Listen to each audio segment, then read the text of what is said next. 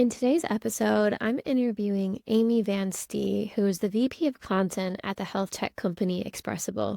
And I'm so excited to share this episode with you because healthcare is a huge industry that you can get freelance gigs in. You can work on patient education content. You can work with health tech companies. You can do so many things. And the amazing thing about healthcare is that you can make a really meaningful impact with the content you're creating, the graphics you're creating, whatever kind of creative work you are doing to support the healthcare industry. So in this episode, you're going to learn everything you need to know about how to get hired in this industry. You're going to learn what kind of freelancers this industry uses. You're going to learn where to find clients and what skills you need to highlight or work on in order to succeed in this industry. So a little bit about Amy before we jump in. Amy has more than 20 years of experience producing content that resonates, motivates, and inspires. Her career has largely centered on healthcare marketing and patient education. Her current role is VP of Content at Expressable, a national speech therapy provider. In her personal life, Amy loves living in Chicago with her family, but she's always plotting her next travel destination.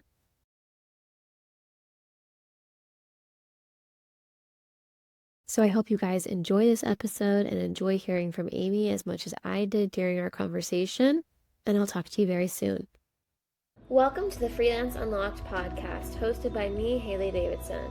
I quit my corporate marketing job at 23 to freelance full-time. Since then, I've tripled my income, worked just 20 hours per week or less, and get to work from anywhere in the world. But like many new freelancers, when I first got started, I was underpaid, overworked, and disrespected by clients.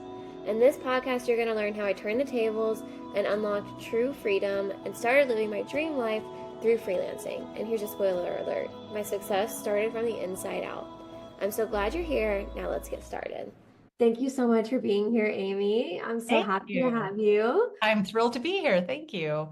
You're in Chicago, right? Am I remembering Yes. that completely wrong? Okay. Yes, I'm in Chicago. I live on the north side, have been here for a long time and, able to work remotely, working for a company where we are located all over the country, all working out of our homes. So, yeah. That's awesome. I haven't been to Chicago since I was a kid, but I want to visit. Yeah, it's a pretty great city. I think it's a central point for a lot of people coming from different parts of the country. So come see us in the summer, I would say, unless you really like cold gray weather, then you can winter. Well, I don't know if you knew this actually, but I just moved to Tampa, so maybe I should come because it's very hot here right now. Yes, leave in the summer. Yes, leave Florida in the summer and come here. Yes, today it's like 75 and beautiful. So wow, that sounds amazing. Yeah, I can't even go on my walks anymore during the day. It's early June and it's already sweltering here. Yeah, that's our winter. It's the same thing. Stay indoors. That's it. Yeah. Well, Amy, do you want to start by just kind of telling the audience a little bit about yourself and Expressable? Yeah, absolutely. So my role right now is the VP of Content and Marketing at Expressable. And Expressable is a national online speech therapy provider. We have more than 100 speech therapists on staff, and we provide treatment to people of all ages. So we're working with toddlers, kids, teenagers, adults, older adults across the lifespan on a wide variety of speech, language, communication, feeding, swallowing issues. And with that treatment, there is a really strong need for education. So we have a small but mighty content team that is producing articles, videos, learning modules, home practice activities, all types of education for our clients to help them practice and learn what they're learning in therapy. And we are also very committed to educating the public. So if you think about sort of like what the Cleveland Clinic or the Mayo Clinic has become in terms of like an online destination for health information, in the back of my mind, I'm thinking, I want to be, this is a very lofty goal, but I want to be the Cleveland Clinic, for speech, language, communication, the sort of trusted place that people go to find that information online. And that's just our company's only been around for about 4 or 5 years. I have been here for 2.5 years. And when I interviewed, they told me they wanted to become a content powerhouse. And I just all the lights went off in my brain. I've been an editor and a writer my whole life. And I thought, wow, to have the chance to sort of build that at this company is a dream. So that's what I'm doing right now. That's amazing. Yeah. And Amy and I met through LinkedIn. It's so funny. I love LinkedIn.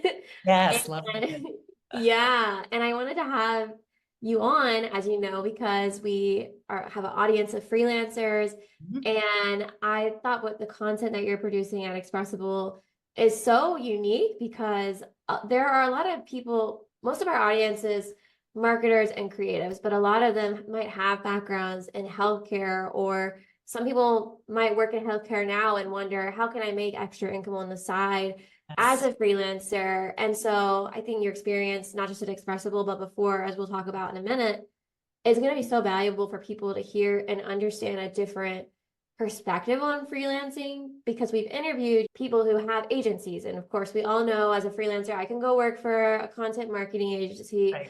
I can go pitch a corporate company. I can work with a small business. But I really think today is going to be amazing for people to understand that freelancing can mean so many things and look so many different ways. And you can find a way to like be a freelancer and work with your passion, if that's healthcare, if that's something like speech therapy. So I think this is going to be really special.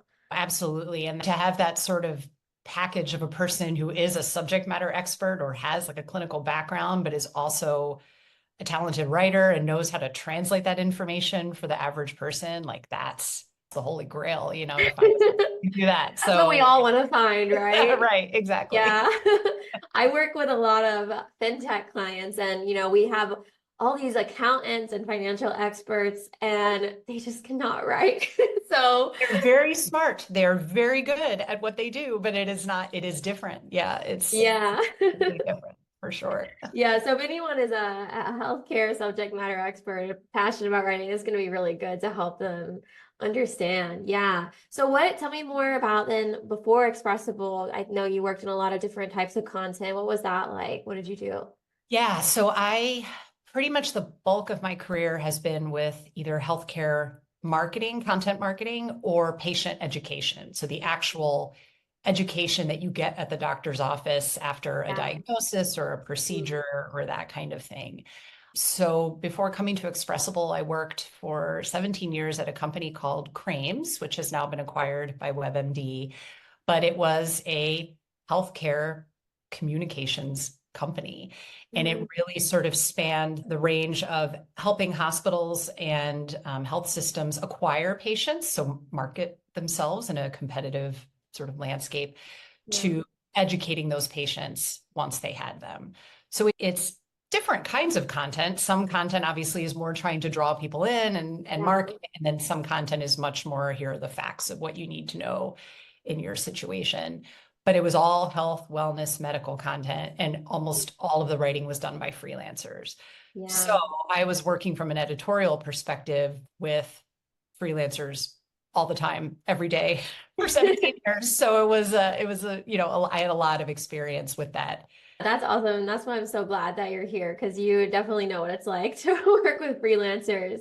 Yes, I have freelanced myself, more editing than writing. So I know a little bit about what it's like working with a client. I know what it's like to Yeah. be the client, so you kind of can bring all of that together, and hopefully be a sane and pleasant client for your freelance writers, which is good. We want to keep good freelance writers. We want to retain them. So that's important too. Absolutely. So could you tell me a little bit more about the patient education piece? Because I thought that was very interesting, because before, even this conversation, I was thinking in terms of, as a marketer, of course, you hire freelancers to do marketing content, but I didn't connect. Obviously, someone has to create those pamphlets that are in the doctor's office. Obviously, someone has to do all that education. So could you just tell us a little bit more about that for someone who might have no idea what that really means? Yeah. Yeah, definitely. So the marketing content is kind of easy to understand, or, we see it on the hospital's website, or you might get a direct mail piece like a newsletter or magazine in the mail. Yeah. But the patient education, that was a lot. That was a lot of content that we were managing. Huh. And it is very much everything from sort of the printout your doctor gives you about your child's 2-year-old milestones. And here's what you should know at your pediatrician checkup, to you've just had joint replacement surgery, and here is an actual printed workbook that is Wow. going to help guide you through the next 3 months or however it's going to be, everything you need to know to take care of yourself and recover. Yeah. There is still some reliance on print there. I mean, you all experience it, going to the doctor's office and maybe getting that tangible printed piece. But obviously, a lot of that information too is something you might get in your patient portal. So it's Right. information that's kind of served up for you there. Or more and more, we see hospitals and health systems providing patient education videos. So someone's got to script all of those. And Yeah. so all of that information is there's a lot that goes into patient education in terms of obviously the accuracy has to be 110% airtight, right? Like there is not really room for error there. There can be really bad consequences if there's inaccuracy. So the ability to know the research, do the research, have the sourcing. But then it also has to be easy to understand because a lot of times you're explaining to someone, okay, not only is this your medical situation, but you need to do some things now that you have diabetes or you're recovering from a procedure or you have to take care of your child in a certain way. So you're teaching people how to do something, you're educating them about the situation, and you're doing that at a time when people might be feeling some pretty strong emotions. So if you think about how do you feel when you receive a diagnosis, or how do you feel as a parent when your child is told, they may have issues with their speech or that type of thing. I mean, there are a lot of feelings, stress, worry happening there. So the clarity of the content and how simple and easy it is to understand and act on becomes even more important. So someone who can write, we call that health literacy, like someone who can write from that point of view of how do I make this easy to understand? What is the reading level that we should be aiming for? Like most people in this country read at about a 7th or 8th grade reading level or feel most comfortable at that reading level. Yeah. So and it's not always easy. Like you would think it might be easy. Oh, it'd be easy to write at a middle school level, but it's actually not easy. So even sometimes trying to aim for 6th grade, Mm-hmm. that's, being able to do that is going to make that content easier for people to understand and act on. So there's just a lot of stuff that kind of goes into the pot with that writing. And the whole time you're doing it, knowing that what you're doing is, I mean, it's such an overused phrase, but it is truly making a difference to the Yeah. person who's receiving it. Yeah. So yeah, I really enjoyed working on that type of information, and I've tried to bring a lot of what I learned there to Expressable for this content that we're creating around speech therapy, because obviously there's a lot of overlap. So Of course. Yeah. Thank you so much for explaining that. yeah, That makes so much sense. And for people who get into freelancing because they really do want to make that difference and maybe they are passionate about helping people, I think it's a really interesting niche they could explore with the patient education. Because also a lot of people are have that skill where they can explain things, they can break down yes, really complex things into something that's easy to explain. I yes, also want to reiterate what you said about the reading level. Even for SEO writing, I work in yeah, SEO, we always aim for 7th grade, again, sometimes 6th grade, depending on the topic. yeah, So I and the think that's a audience. good skill for anyone who's a writer to be able to do that. And there's tools you can use to help you. And Oh, absolutely. And to yeah, measure it, and I'll write something and measure it and be like, oh boy, I got to go back and, I'm editing, then I measure it again. Like yes, but I think that's a skill if you have that skill, promote it and tout it and absolutely. explain that you know that it matters and that you're able to do it. Because That's a it's good point. definitely your client or the editor can have to spend a lot of time adjusting the content to get there if that's not, and hopefully they were clear with you up front with what they wanted. But it is like if you can do that, your editor Yeah. will be very happy. Yeah. Yes, very true. When we get someone who gets it, I'm like, okay, our editors are going to be happy. We're about to save a lot of time. Yes, absolutely. Yes. So with the development of the patient education content, just because I want to make sure everyone's very clear on it, like, how does that work with the hospitals or the healthcare systems? Like, do they contract agencies to do it? Is it like there's someone who has a job within the hospital who is in charge of it? Could you tell me more about that? How does it actually get Yeah. created? Mm-hmm. I don't think there are many health systems, hospital systems who are producing this content themselves. I am pretty sure in almost all cases they are contracting it out in some. Mm-hmm. Yeah. And a lot of times they are working with some of these big players in the field. So there's Crames, which is now part of WebMD, as I mentioned. There's HealthWise.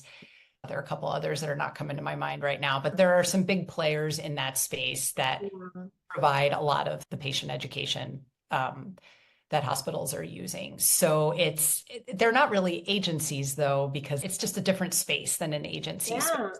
And so then those organizations, they may have some writers on staff, but they are the ones I think that are contracting out the Mm. most for that kind of work. So like I said, there was a time where we were working with a fleet of, it was at least 40 freelance writers, I would say. I mean, it was a Wow.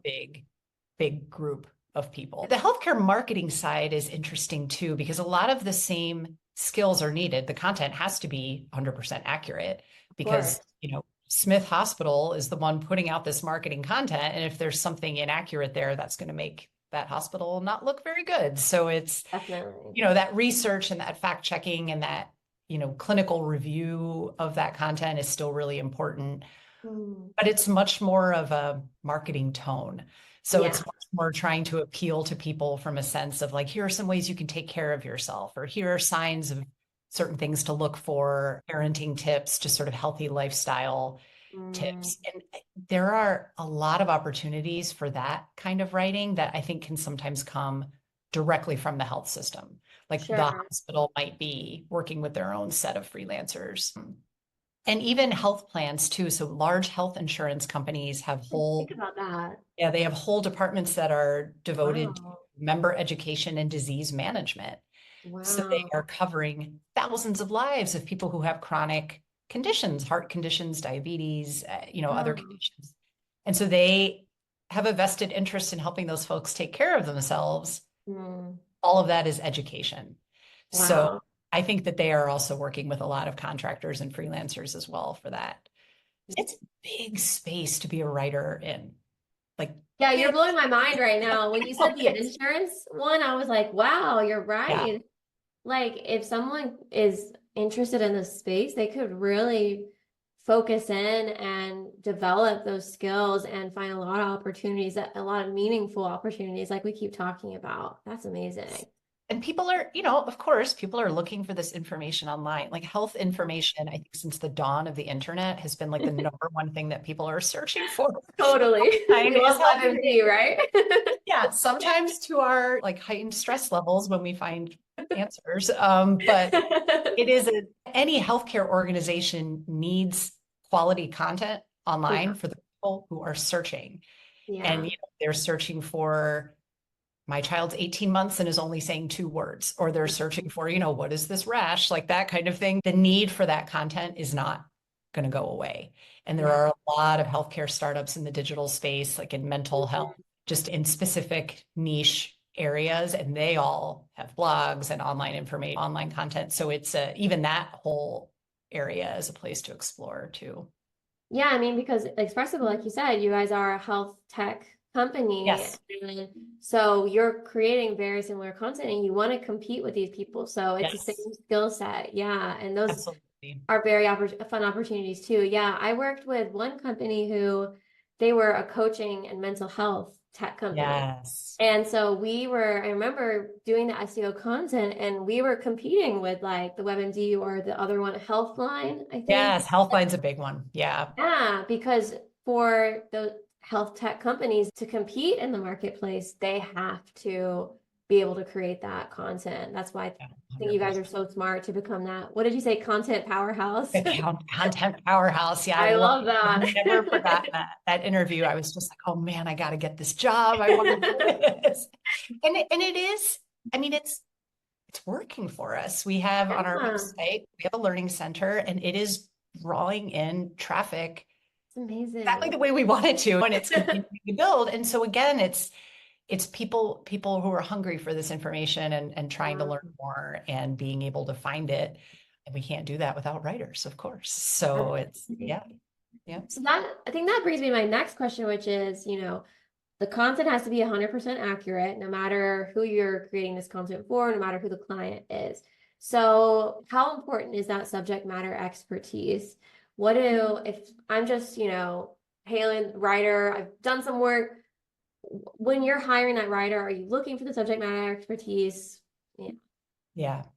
Yeah. And I think it's, it makes me think of what we were saying earlier about that perfect dream package who like has it all. And I mean, of course, like that is not always easy to find, and I wouldn't Yeah. expect it to be. So I have never, if we came across a person like that, that would be great. But the vast majority of writers I have worked with were writers. That was their profession. They were Yeah. writers. And I will say that we tended, and I would still tend to gravitate toward writers that have experience in the healthcare space. So Mm, some experience in that space. And it's not that it can't, you don't have to be a clinician to learn how to do that. But the right. longer you are familiar with, I mean, even just understanding how to find the right valid sources, how to make sense of Yeah. evidence-based medical journal articles, like the information can be kind of dense and Mm, it's not always super clear. And so it needs to be someone who's comfortable in that arena of taking that yeah. information.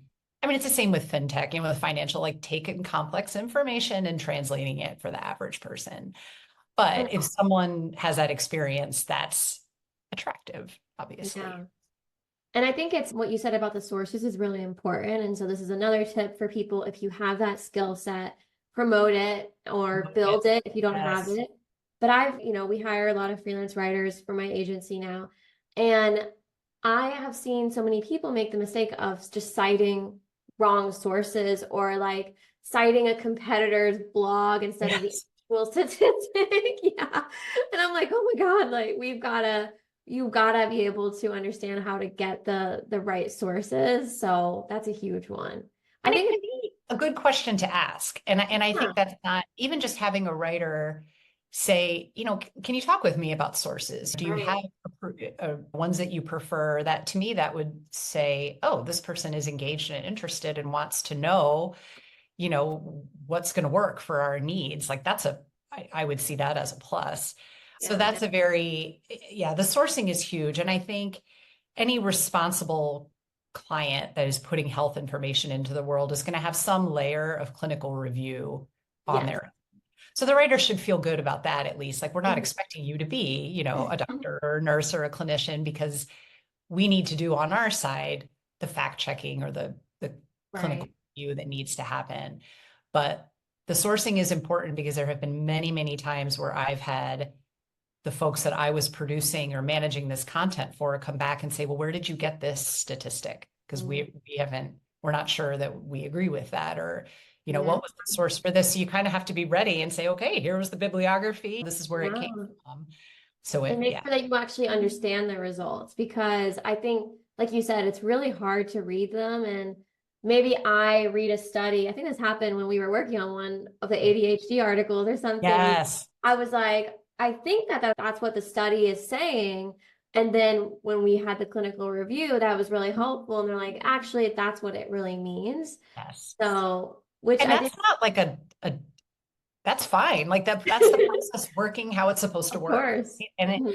and a lot of like ADHD, I think is a good example. There are a lot of areas of health where the science is changing. Like the Mm, science might be changing how we yeah. look at things, how we understand things. A study that was done 5 years ago, now we might be like, ugh, we don't want to cite that. Mm, This one from last year is yeah. reputable or had a larger sample size or whatever it might be. Yeah. So the way we're producing content right now, we do have a couple of speech therapists who are writing a lot of our content, and then it passes through an editor. So we have folks who are bringing their subject matter expertise to the sort of crafting of the content and knowing the key points and knowing what we want to tell people, about these topics. And then we kind of have like a bit of a polishing machine, so it's kind of Love going it. through that, a little glow up from an editor. Yes. So there's that happening. But when we do have content, like if I were to write any content for Hmm. Expressable, it would never Hmm. be published without a speech therapist reviewing it. I would be doing the sourcing and the citing and all of that type of thing. So those layers should be there with that kind of content. Yeah. And I also think knowing how to work with reviewers is a good skill set. And so if you're a writer that wants to work in any of these industries, finance, healthcare, you do need to be able to take feedback and incorporate it and kind of if you don't know how now, but learn how to get comfortable with that. Because it can Yeah. be intimidating to have someone in and like tell you you're wrong or tell you to rephrase this. So it's Yes. definitely a skill set. Yeah, I think that's very true. And it's a very, yeah, that person is sharing their expertise with you. They know the subject matter. You, as the writer, know how to phrase it in a way that people will understand or that will be engaging to people. So it's trying to marry those two things together. But yes, Yes. being able to take that feedback can be, yeah, you just have to know where it's coming from and know, right, that it's in the service of the content being accurate and that type of thing. So yes. Yeah. And if you're the type of person that loves like collaborative processes, then this would be a great niche for you. If that frustrates you, if you just like to, produce content and then be done with it, then maybe you want to look into a different industry. I think that that is a really good, I had never thought of it quite that way, and it's totally Mhm. true. So yes, I think that's very true. Yeah, because some people really don't like it. But I was talking to one of my clients the other day, and I was like, yeah, every client we're working with now, we have to deal with all these reviewers and experts. And I'm glad because it's makes it way more fun for me. But some people really do just want to be able to produce the content and be done, and that's fine. So And there's a lot of content that fits that category, and that's exactly. what it is. So, Yeah. or it's content where it's based on interviews. You know, you Mm, interview someone, you write the piece, yeah. go. So it, yeah, that's a different ball game. Definitely. Could you tell me a little bit more about, so you have speech therapists actually writing the content. I think that's really cool. So tell me more about how you guys are doing that because if, like we talked about, if there's someone maybe working in the medical field or who is an expert like that and they want to get into writing, what should they know? Yes. So a lot of what our speech therapists know their craft. They know Yeah. how to provide therapy, they know treatment, they know the basics of how you would work with people for a range of these conditions. I think what our speech therapist writers have really been learning. So they had this interest in education of clients, education of people. And so a lot of what they've learned and grown as they write this content. It's a little bit what we've been talking about. So health literacy, Mhm. reading level, a sense of empathy. Mhm. That's been a big one. A lot of the content, a lot of the we work with more children than adults. So we serve folks of all ages, but the biggest bulk of our client base is children. Yeah. And it can be scary and overwhelming to have a child in speech therapy because you're Yeah. worried. You don't maybe quite know what the future holds. It just makes sense, right? As a parent, there's just a lot going on in your mind when your child has certain needs. Many kids who are in speech therapy are also in other types of therapy or dealing with other conditions that are affecting that. Yeah. So, writing from a place of sharing that important information that the parent needs to know, but doing it in a way where there is empathy and understanding and trying to just offer parents some grace a little bit, I guess is Of a way to put course. it. It's just, Yeah. a lot of what we're asking parents to do can sometimes feel like a lot because for what we really are stress at Expressable is caregiver and parent involvement. So Yeah. Of for anyone to make progress at anything, you have to practice, right? You want to get better at course. the violin or basketball, you got to practice. And so speech therapy is the same way. It can't just Yeah. be that one or two sessions a week. Ideally, your family at home is working with you on these techniques and practicing. So there's a lot of trying to speak directly to parents and really encourage them and help to make that easy and that kind of Yeah. thing. So there's a little bit of like, I don't know if it's relationship building, but we want our content to be very human, I guess. Mm. The way to put it. Yeah. So, and our speech therapists deliver treatment like that, I but was gonna there's a say, it seems like need they're the to, perfect fit. yeah, but then you just have to learn how to write it in that. Sure. And so I think that's been the biggest things for clinicians wanting to move into that type of work. A lot of folks, I think, too, especially who are clinicians, they think about what they wrote in grad school, or you think about like you want to write to sound smart, right? Because you are smart. Right. Like you want to talk that way, but it's not always going to then be effective for the person reading it. So I think Mhm. that can be the biggest thing that a clinician learns how to do as they move more into writing. I think, yeah, what I'm hearing is if they want to move into content, it's maybe consume some of this kind of content, start to Yes. learn how that is different than what they did in grad school. And they might, find that they love it and have a knack for it, but it does take practice to learn to write that way. It So, totally does. That's a very yeah, good way to put it, I would say. yeah. And it's not because your knowledge isn't there. Like you know Mhm. to communicate, but it's Yeah, to do it that it's effective. And of course, that's not even getting into learning how to write for SEO or, of like the course. tactical things, which of course you would also need to be learning, but Yeah. it's kind of like the foundational Of part. course. And it sounds like, if they have the foundation, well, then that's why when you're working with a company like yours, you've got this kind of content machine where you have the editor who's also helping that process. So there are opportunities to write, even if you are not, the best SEO qualified writer. Absolutely. Your expertise is really valuable if you can learn some of those basic But skills. yeah, I would say SEO is not, it takes time to learn it, but I would say Yeah, somehow it might even be a little easier to learn it than it is to kind of learn that whole approach or tone or for like sure. that kind of thing. So I Yeah. think your advice to, read other content that's like that and kind of see what you notice and what stands out to you and what are the attributes that you notice there. And then, try to put that into your own writing is a good way to do it. Yeah, and I like what you said about how the clinicians know how to use that approach in their sessions. So like Yeah. when you're writing, like I always tell my freelancers, I'm like, hey, like when you're talking to people, when you're doing work, just be a human, just Yes. like normally. Right. Yeah, which you It's would think that we totally need right. that reminder, but Or be like the clinician and it's like your sister calling you for advice. Like we used to, at my old yeah, job, we called it the nurse next door. We were like, they're I a love nurse, that. they're smart, but they're talking to you over the fence. And it's just kind of like, so like be the nurse next door. Like that's a Yeah. kind of a goal. Yeah.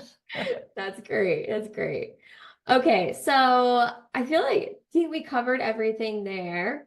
The next kind of thing I want to talk about here is more the logistics of how does someone actually get hired? Where do they meet these clients? How do they start moving into this industry? So, yeah, I'll let you just dive in there. What's your concrete Yeah. advice for how to get Yeah. hired in healthcare?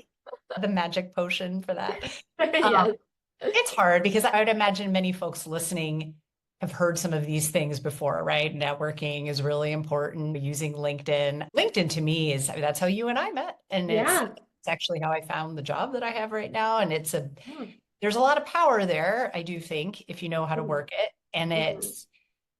it's definitely true. I think that people will gravitate toward hiring freelancers that were recommended to them. So that, Of and course. everybody knows that, and that's not anything new, but there is power in, sort of the word of mouth and that kind of thing. Over the years, there's an organization called the American Society of Journalists and Authors. Okay. And we used to find a lot of writers through that group because they would have a conference every year. I assume they still do. And sometimes I Mhm. would go and do like speed dating with writers there as an editor. And this conference sets up situations, and I'm sure it's just not at the actual physical conference, it's probably also through the website and throughout the year.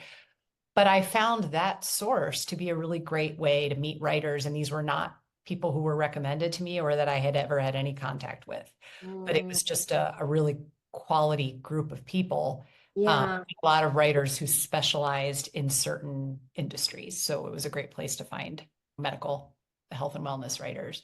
But I guess I will say too that over the years, have received a lot of just sort of like cold emails from people. Yeah. And there were people that I ended up hiring from that. I read the cover letter, I looked at their clips, and I was like, this person looks awesome. I don't have a need right now. Oh, I'm going to put them in this folder. And 8 months later, I came back and we ended up working together. that's So I great. don't, is it the most foolproof, immediate way to get work? No, but I do Mhm. think with the right cover letter or the right sort of nurturing a connection on LinkedIn with people, Yeah. showing an interest, obviously, in their organization or their industry, like showing some type of affinity for what they're doing and that kind of thing. Um, it can make a difference. And I don't know, maybe people aren't doing cover letters anymore, but I still really love a good cover letter. And it also shows me how you can write. So any clip I see, the clip matters. Of course, the Of course. portfolio matters, but you don't know, did it go through a lot of editing? Like I who was all, gonna say that. it's like, but I have gotten some amazing cover letters where I'm like, wow, this person can write. And it reads well, it's easy and engaging. And then if the person talks at all in the cover letter, just about their style as a writer, like, again, not to sound really obvious, but like, do they talk about how important deadlines are to them? Or do they tout their responsiveness? Or like, what kind of skills do they talk about in that cover letter that are going to resonate with me as the person who's going to hire them? So again, probably not earth-shattering information here, but I mean like that, I do think that stuff matters quite a bit. Well, I So like hearing that from you because I give this advice all the time. And sometimes I feel like, I'm the parent that the advice starts to just, that's right. they're like, Wash okay, your you've heard hands, this brush your before. teeth. Right. Yes. And so I'm like, okay, guys, the client that's going to hire you backed me up on this. Yeah, see, there you go. Then you get some Yeah. validation. And I think what you said is so important because with both the conference you mentioned and about networking in LinkedIn, I always tell freelancers the person that's going to hire you, that's most likely to hire you is the one that knows you. And so like, just think about that. You work with people you trust, you choose products that are from brands you trust. Yeah. So we have to build trust before someone's going to give you money, before they're going to hire you. So whether it's like meeting them in person, those people you didn't have a prior relationship, but now you met in person, so there's trust. They're referred, so there's trust. Even the cold pitching, like maybe the people that pitched you, they also added you on LinkedIn and now they're Yes. interacting with your posts. I make that a habit to get, I don't love LinkedIn. No, I I don't well, post that no, I much. mean, I guess no one loves LinkedIn, No one but loves it's a it. But tool. like, you don't even, a lot of people think that they need to spend a lot of time posting, but I think it's more important to engage. Yeah. Optimize your profile, then engage. And like you said, show interest, leave comments. Would you Yeah. agree? Yeah. I completely agree. And I think I mean, all of us are going to write about things that probably we're not passionate about. Like my first Mhm. job was working for an office furniture manufacturer in the I love communications. that. I learned a lot about chairs, learned a lot about ergonomics. So I care about being comfortable, but that wasn't really like speaking to me as a writer. But if someone is sort of showing an interest or an affinity or caring about what my organization is doing, Mm. then I start to think about if this person becomes a writer that we're working with, we are kind of partners. We're on the Yeah. same team. Like my staff, the people I work with at Expressable, we all care a lot about this company. And it's the ideal freelancer relationship that we would have would be someone who's kind of like an extension of our team to some degree. When they do, like they're working for Expressable because they have some interest in what we're doing. And again, like it's writing, we have to pay the bills and can write about all kinds of topics. So I don't, but that can stand out, I think, if that's there. So it matters to me. And I would imagine it matters to other folks as well. And that's why I love that we're highlighting this industry in healthcare because, like we keep saying, like some people think as freelancers, I just have to find a job, find a client, but there are opportunities for you to find clients that align with you and with that Yes. align with your passion.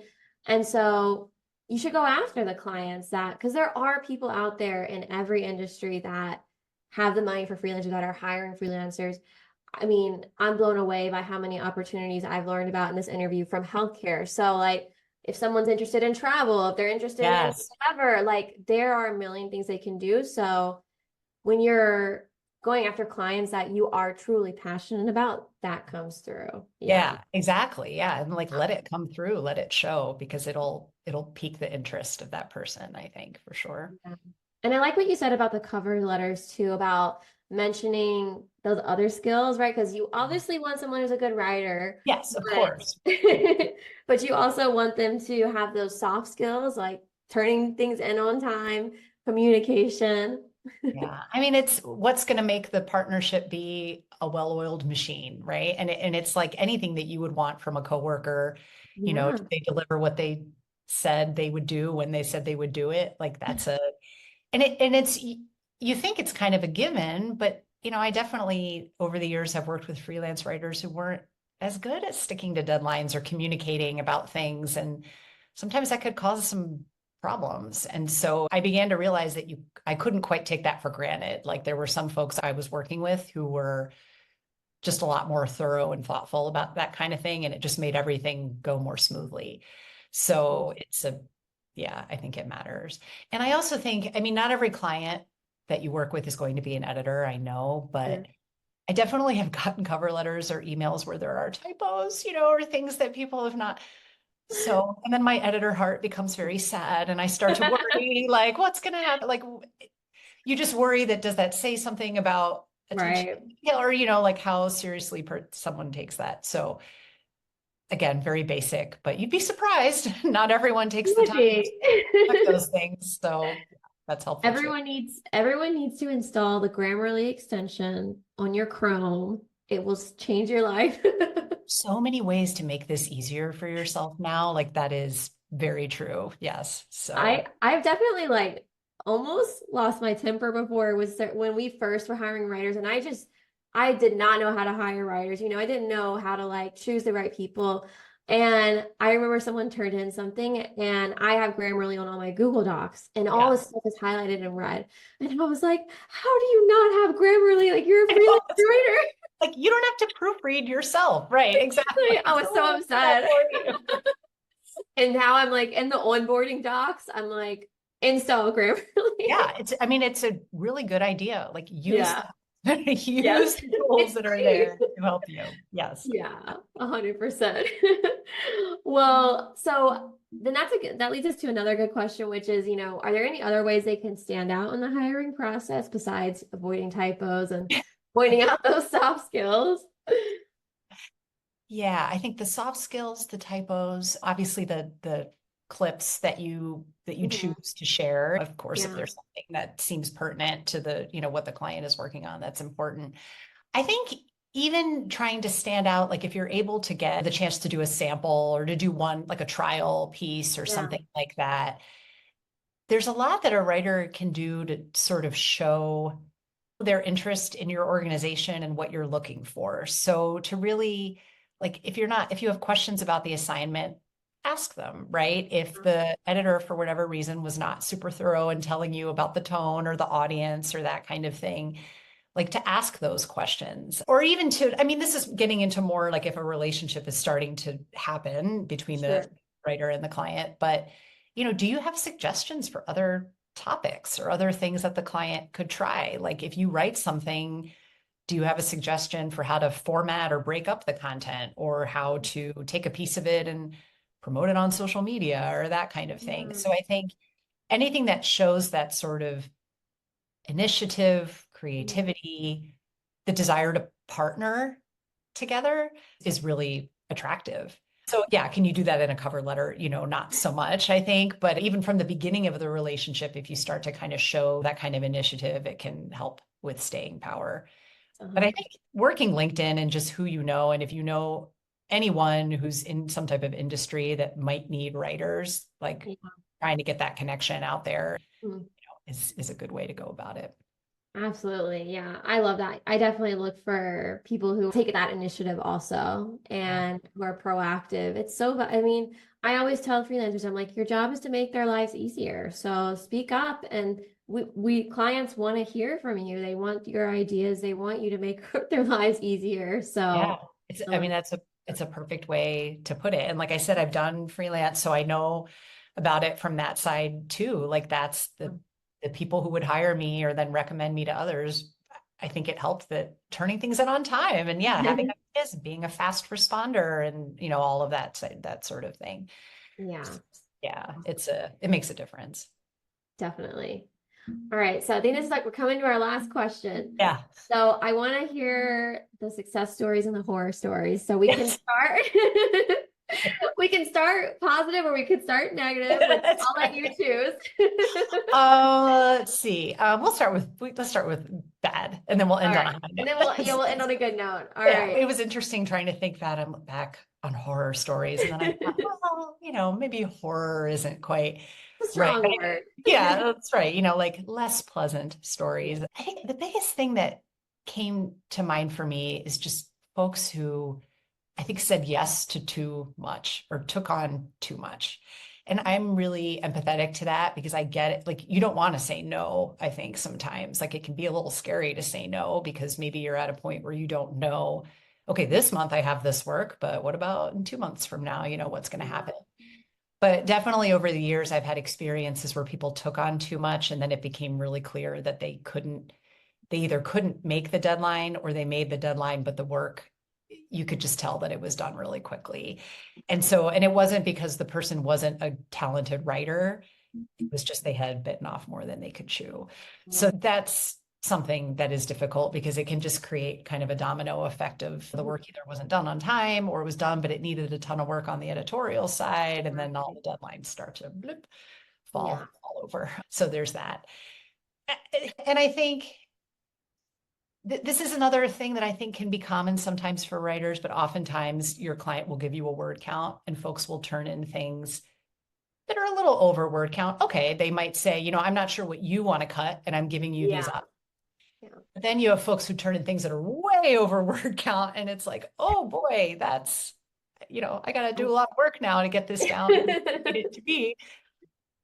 Word counts matter a lot depending on where the work is going to be published. Obviously, if it's online, that's different than if it's something that's going to be on a printed page where it matters more.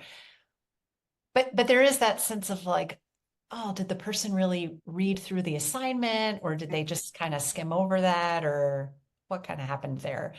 And I think I think that can also be kind of a sign of, I don't like the word laziness, but maybe they were rushing because, to be honest, it's someone that is a writer, it's harder to get your point across and create a great piece of work that is shorter. Like 100%. Yes. Yeah.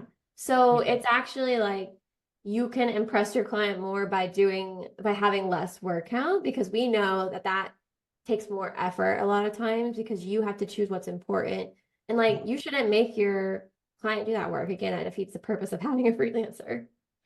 Yeah. And I think about it too with video scripts because we produce a lot of videos and like you just can't be putting out 6-minute videos. Like no one is going to watch that. So it is sometimes some of the most challenging part of my day is working on these scripts and trying to get these points across in 2 minutes. Yeah. It's hard and it's time consuming.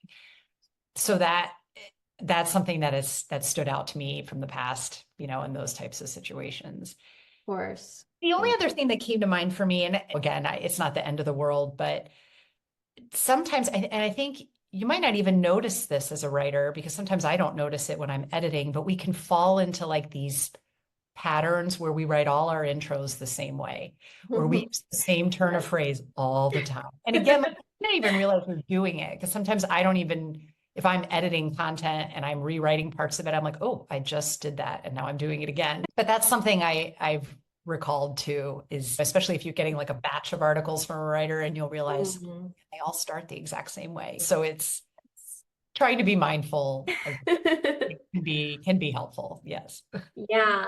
That just made me think of something, which I know we're almost out of time, but just briefly, what about AI? Because I'm like, AI can help with intros, but I've worked with a lot of writers where I can tell they just had the intros, especially the intros. I've seen it generated by AI, and I'm like, this is not good. Any quick thoughts on that? Any bad experiences related to the writers using AI?